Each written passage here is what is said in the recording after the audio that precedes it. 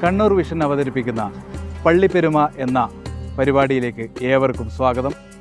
നമ്മളിന്ന് എത്തിച്ചേർന്നിരിക്കുന്നത് കണ്ണൂർ ജില്ലയിലെ പാപ്പിനിശ്ശേരി എന്ന പ്രദേശത്തെ കാട്ടിലെ പള്ളി അഥവാ മൂന്ന് പെറ്റുമ പള്ളി മഖാമിലാണ്.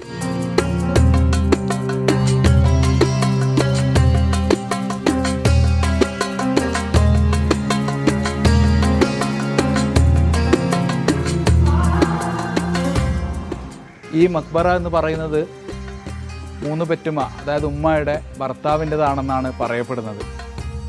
ഇവരുടെ ശരീരത്തിൻ്റെ മുഴുവൻ ഭാഗങ്ങളും ഇവിടെ നിന്ന് കിട്ടിയിട്ടില്ല, കാലിൻ്റെ ഭാഗം മാത്രം കിട്ടി എന്നാണ് പറയുന്നത്.